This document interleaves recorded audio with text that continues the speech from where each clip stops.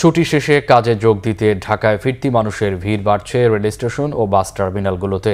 ট্রেনের ফিরতি যাত্রা নিয়ে যাত্রীদের স্বস্তি থাকলেও তীব্র যানজট আর ভোগান্তির অভিযোগ সড়কপথের যাত্রীদের। আরও জানাচ্ছেন মোবাশ্বের আহমদ। ছুটি শেষে ধীরে ধীরে রাজধানীতে ফিরতে শুরু করেছে কর্মজীবী মানুষ। লম্বা ছুটি শেষে একটু স্বস্তির যাত্রার জন্য অনেকেই ছুটি শেষ হওয়ার আগেই ঢাকায় ফিরছেন। তবে করোনা ভাইরাসের সংক্রমণ এড়াতে স্বাস্থ্যবিধি অনুযায়ী মাস্ক পরার নির্দেশনা থাকলেও এখনও ঢিলেঢালাভাবেই চলছে বেশিরভাগ মানুষ। কমলাপুর স্টেশনে শুক্রবার সকালে ঢাকায় ফেরা যাত্রীদের ভিড় ছিল চোখে পড়ার মতো। সময় মতোই এসেছে প্রায় সব এলাকা থেকে ছেড়ে আসা ট্রেন। ঈদে আমার বোনদের বাসায় বেড়াইতে গেছিলাম, খুব ঈদ যাপন করলাম, অনেক ভালো লাগলো। হ্যাঁ, অনেক ভালো হয়েছে। বাবা মার সাথে ঈদ কাটালে তো অনেক ভালো লাগবে। আসলে খুব আনন্দ সহিত ঈদ কাটায় এখন ঘর মুখে ফিরলাম।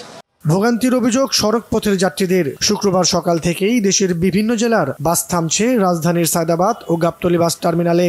ফিরলাম, এখন অফিস খুলবে রবিবারে, এর জন্য আগে ফিরে আসলাম। ছুটি নিয়ে গেছি, ছুটি শেষ হয়ে গেছে, চলে যাইছি।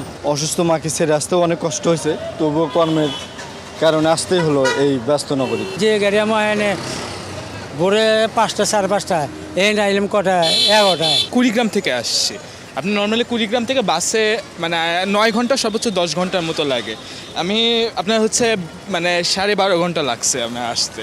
দেখতে দেখতে শেষ হয়ে এলো ঈদের লম্বা ছুটি। রবিবার থেকে শুরু হবে সরকারি বেসরকারি অফিস আদালতের স্বাভাবিক কার্যক্রম।